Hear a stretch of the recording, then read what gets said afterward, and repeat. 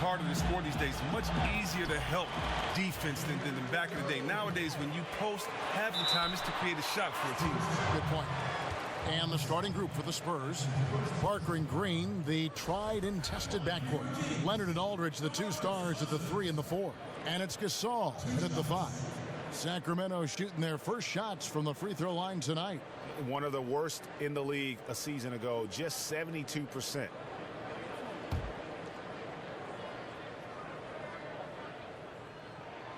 That one is off. And just look, now with Cousins, we see him becoming that player everyone hoped he would become when he entered the league. It's strange to think he was taken 5th overall in his draft, given his skill set. You would think a lot of GMs would want that do-over. That's off as well, so he misses both. And for Cousins, certainly he will end up being one of the best players in the league out of that 2010 draft. He's one of the best big men in the game, and his skills on the court have never been questioned, but his antics on the court have been, and that's what dropped his draft position. He can butt heads with his coach at times and doesn't hide any contention. This happened often enough in his career that he has to accept part of the blame for it. Parker with the steal.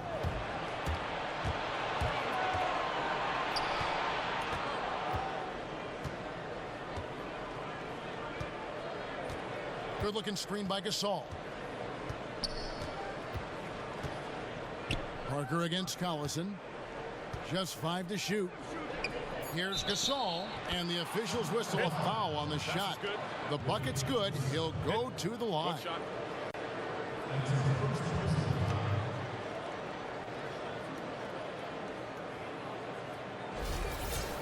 And this last offseason, Pau Gasol coming over to the Spurs in free agency, it seems to be the exact kind of player that the Spurs would want on their team, especially with his basketball IQ.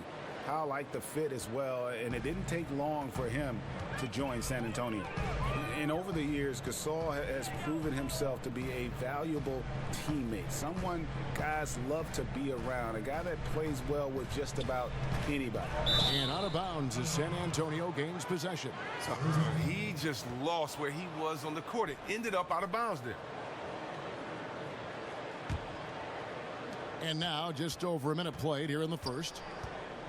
And for Gasol and the Spurs, it was actually another Gasol that was prompting Pau to join the team. His brother Mark told him, go to San Antonio.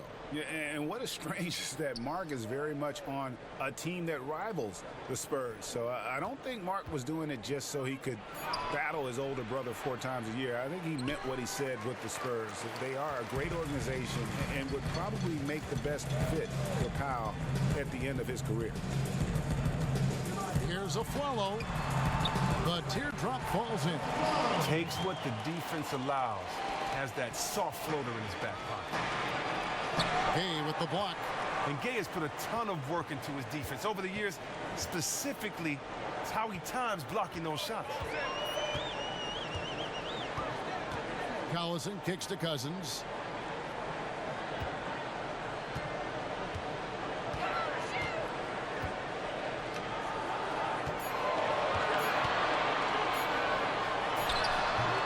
The go-ahead bucket, no good. That was just textbook defense. As soon as he caught the ball, the D surrounded him. And the wide open shot from Green. San Antonio again missing. Aflalo kicks to Collison. It's Gay with the drive. It's good, and he drew contact on the shot, so he will go to the line. A 3-point play chance here.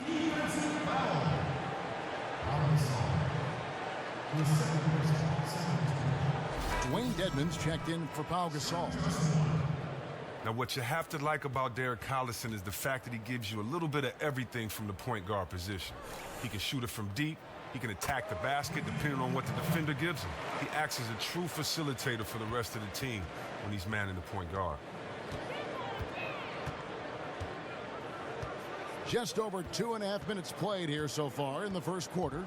Here's Parker. Drops it in from 14 feet away. Parker's got his first 2 points. Yeah, the pick and roll is a deadly thing when Parker gets involved like there. You never know what he's going to do. Collison kicks to Cousins. And with the dunk. Oh, that's straight TNT, baby. Explosive. That was pretty, and he just has that effortless knack for getting inside. Tipped away. Here's Dedman.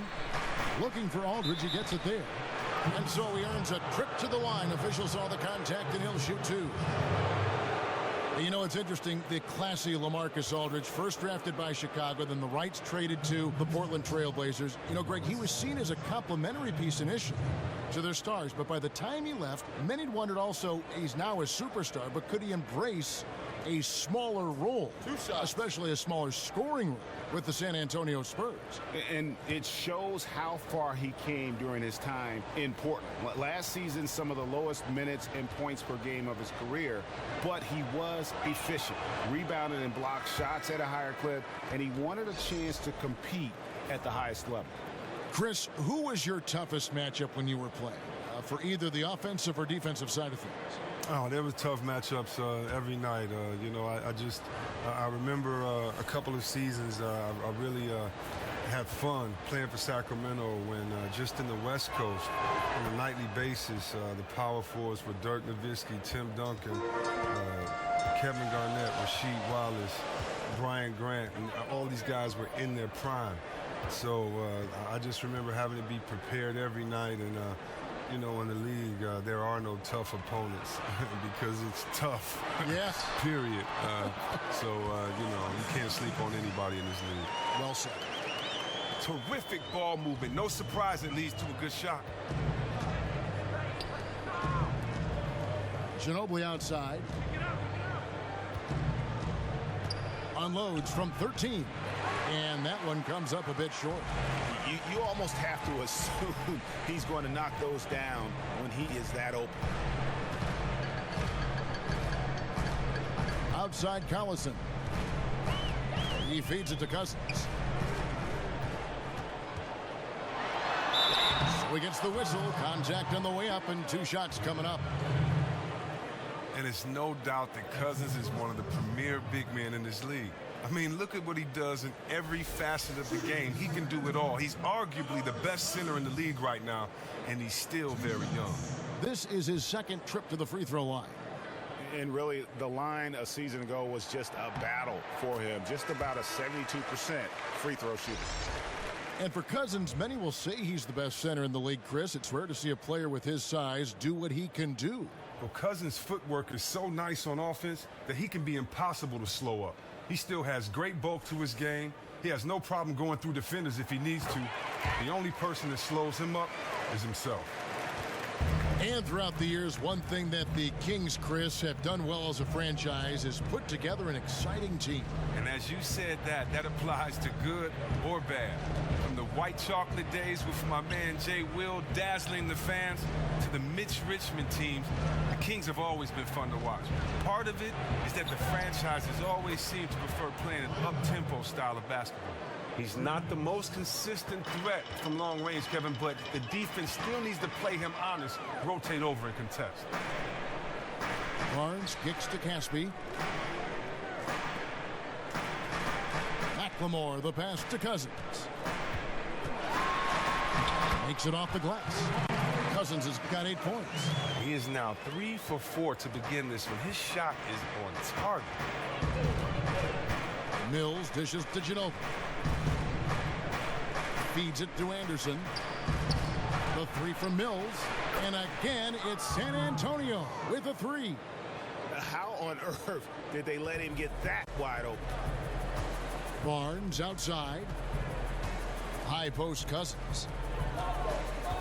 Back to Barnes. Dishes it to McLemore. And they wasted no time getting those 3 points back. That's the kind of player McLemore is. He's always thinking of shooting as soon as he gets the ball off the pass. And Mills kicks to Ginobili. Anderson outside. And there's the pass to Mills. Anderson the screen.